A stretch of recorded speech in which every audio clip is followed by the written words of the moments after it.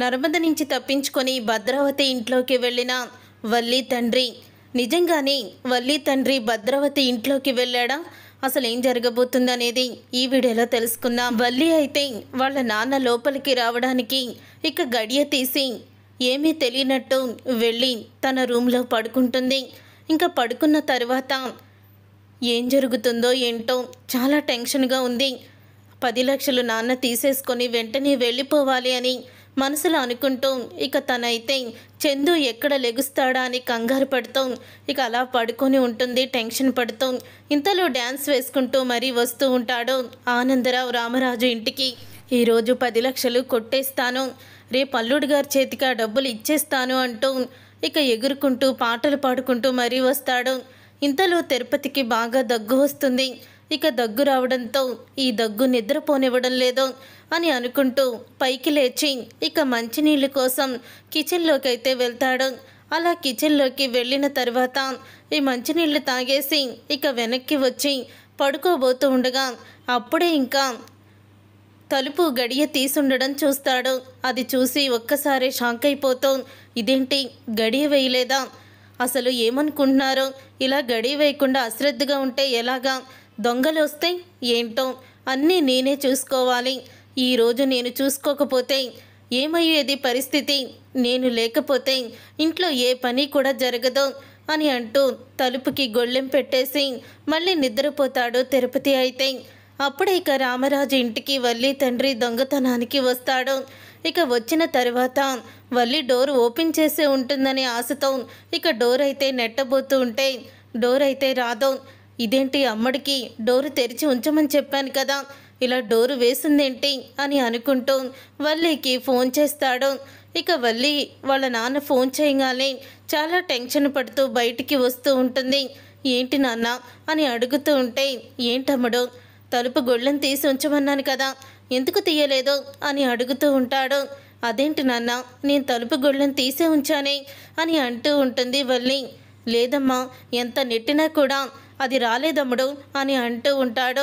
సరే సరే, నేను వెళ్ళి తీస్తాను, మళ్ళీ తీస్తాను, ఎవరు వేశారో ఏంటో, నువ్వు మాత్రం జాగ్రత్త నాన్న అని అంటూ ఇక వల్లి నేను తలుపు వేశాను కదా, మళ్ళీ ఎవరు తీసుంటారు అని అనుమానపడుతూ తను వెళ్ళి మళ్ళీ గొళ్ళెం అయితే తీస్తుంది.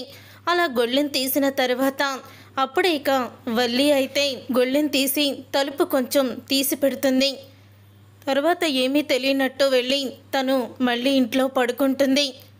ఇదంతా ఇలా జరుగుతూ ఉండగా ధీరజ్ అయితే గదిలోకి వస్తాడు. అప్పుడే ప్రేమ ధీరజ్ని చూసి షాక్ అయిపోతూ ఉంటుంది. అదేంటి, నువ్వు లోపలికి ఎలా వచ్చావు అని అడుగుతూ ఉంటుంది ధీరజ్ని. నువ్వు తలుపు ఓపెన్ చేయకపోతే ఇంకెవరు తీయరనుకుంటున్నావా? నేను రాలేననుకుంటున్నావా? అయినా నేను అక్కడ తలుపు తీయమని నిన్ను అడిగితే ఫోన్ చేసి తీయమని బ్రతిమలాడితే నువ్విక్కడ ఎంజాయ్ చేస్తున్నావా?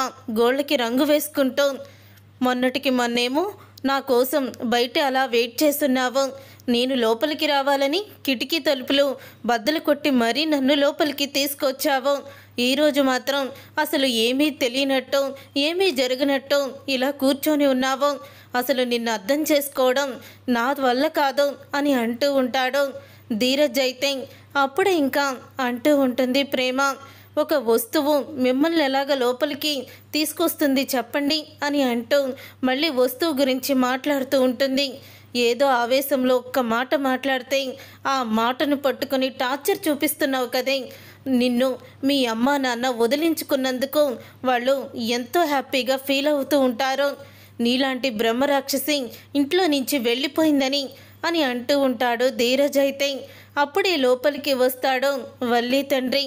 ఇక లోపలికి వచ్చి వల్లి తండ్రి అయితే అటు ఇటు చూస్తుండగా ధీరజ్ అన్న మాటకి పక్కనే ఉన్న చెంబు తీసుకుని విసిరి కొడుతుంది ధీరజ్ మీదకి ప్రేమ. అప్పుడు ఇక ఆ చెంబు కాస్త వెళ్ళి వల్లి తండ్రి నెత్తి మీద పడుతుంది. దాంతో ఒక్కసారి అబ్బా అని అనుకుంటూ సౌండ్ పైకి రాకుండా బాధపడుతూ ఉంటాడు. ఇక ఇంతలో ఒక్కసారే తిరుపతి పైకి లేచి, నన్ను శుద్ధముప్పు అంటావా? నాకు పెళ్ళి కాదంటావా? రే, నేను పెళ్లి చేసుకుంటానురా, త్వరలోనే పెళ్లి చేసుకొని మీ అందరికీ కూడా నేను సమాధానం చెప్తాను అని నిదట్లో కలవరిస్తూ ఉంటాడు తిరుపతి. అయితే వీడికి నిదట్లో కలవరించే అలవాటు కూడా ఉందా? వీడికి పెళ్ళి కావాల్సి వచ్చిందా? రే, నీకు ఈ జన్మలో పెళ్ళి కాదురా, నీకు పెళ్ళి కాదు, ఇక నువ్వు బ్రహ్మచారిగా ఉండిపోవాల్సిందే అని ఆనందరావు అనుకుంటూ తాళాల కోసం వెతుకుతూ ఉంటాడు. అలా తాళాల కోసం వెతుకుతూ ఉండగా అప్పుడే ఇంకా నర్మద అలాగే సాగర్ ఇద్దరు కూడా పడుకొని ఉంటారు. ఇంతలో సాగర్కి మెలకు వస్తుంది. ఇక నర్మదని అలా ప్రేమగా చూస్తూ నర్మద భుజం మీద చెయ్యి వేస్తాడు. అప్పుడు ఇక నర్మద ఏమీ మాట్లాడకుండా మౌనంగా ఉండడం చూసి తరువాత తన చెయ్యిని ఇక నడుం మీద అయితే వేస్తాడు. అప్పుడే నర్మద చేతిలో చెయ్యి వేయితే సాగర్కి వేస్తుంది. తన చెయ్యి పట్టుకుంటుంది.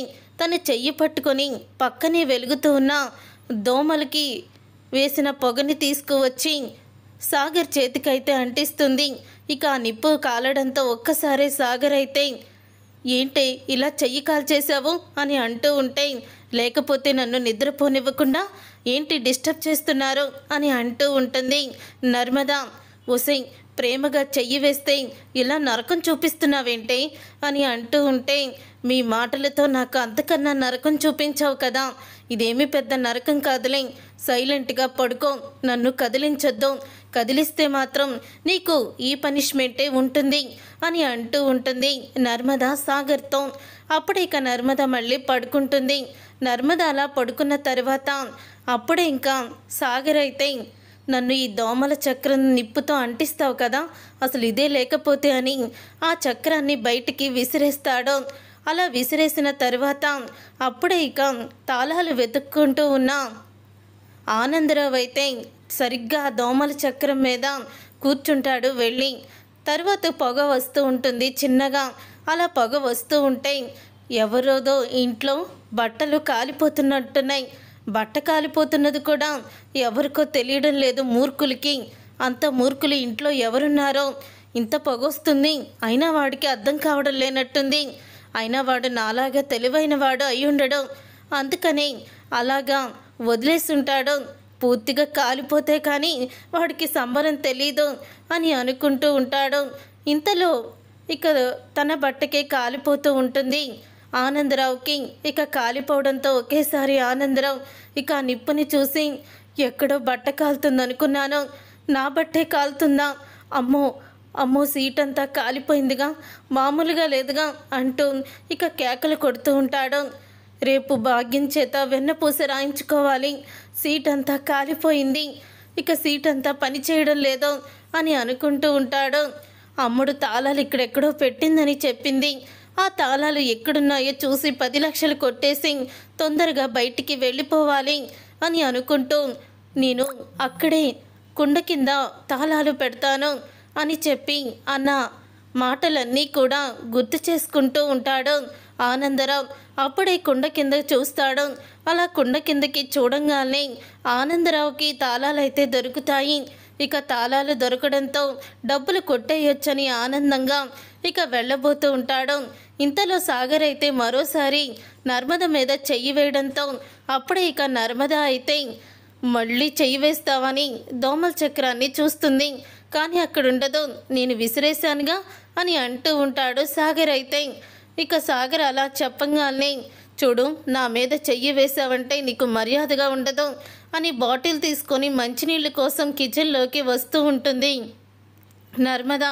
ఇక నర్మద బయటికి రావడం చూసి అప్పుడే కట్టెన వెనకాల ఆనందరావు అయితే దాక్కొని ఉంటాడు. ఇక ఆనందరావు అలా దాక్కొని ఉండడం నర్మద అయితే చూసేస్తుంది. కాళ్ళు చూసి అలాగే కట్టెన వెనకాల ఎవరో ఉన్నారని పసిగడుతుంది. ఎవరు అక్కడ అని గట్టిగా అరుస్తుంది నర్మద. అప్పుడే ఇక నర్మద అలా గట్టిగా అరవడంతో ఒకేసారి ఆనందరావు షాక్ అయిపోతూ ఉంటాడు. ఎవరది అని కట్టెని ఇలా తీయంగానే ఆనందరావు ఇక పారిపోతూ ఒకేసారి పడుకున్న తిరుపతి మీద పడతాడు. అబ్బో చంపేశావురో అంటూ ఒకేసారి తిరుపతి అరుస్తాడు. దొంగ దొంగ, అందరూ బయటికి రండి, దొంగొచ్చాడు అని గట్టిగా అరుస్తూ ఉంటుంది నర్మద అయితే. అప్పుడే ఇక అందరూ కూడా ఒకేసారి ఉలిక్కిపడి పైకి లెగుస్తారు. తిరుపతి అయితే ఆనందరావుని గట్టిగా పట్టుకుంటాడు. ఇంతలో ఇక నర్మద దొంగ అని అరవడం వల్లి కూడా వింటుంది.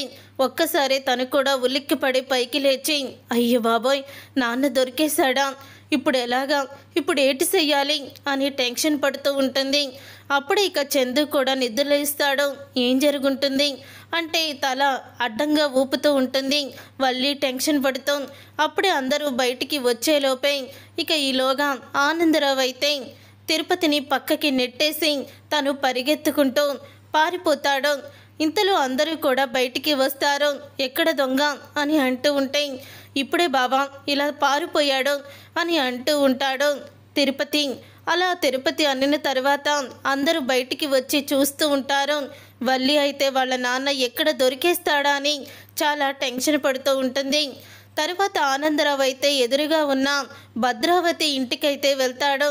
ఇక భద్రావతి ఇంటికి వెళ్ళి మొత్తం కూడా అటు ఇటు తెగ తిరిగేస్తూ ఉంటాడు. అప్పుడే భద్రావతి కుర్చీలో కూర్చొని ఏదో ఆలోచిస్తూ ఉంటుంది. సరిగ్గా భద్రావతి గదిలోకి వెళ్ళి దాక్కుని ఉంటాడు ఆనందరావు. ఇక అక్కడ దాక్కుని ఉండి ఆనందరావు అయితే ఇక అంటూ ఉంటాడు, అమ్మో సమయానికి తప్పించుకున్నాను కాబట్టి సరిపోయింది, లేకపోతే ఈరోజు నన్ను కైమా కొట్టేసినట్టు కొట్టేస్తారు అని అంటూ ఆనందరావు అయితే ఇక చాలా షాక్ అయిపోతూ ఉంటాడు. ఇంతలో ఇక భద్రావతికి తన గదిలోకి ఎవరో వచ్చారని అనుమానం అయితే వస్తుంది. ఇక అనుమానం రావడంతో అప్పుడు ఇక భద్రావతి అయితే ఎవరున్నారు అక్కడ అని అంటూ ఉంటుంది.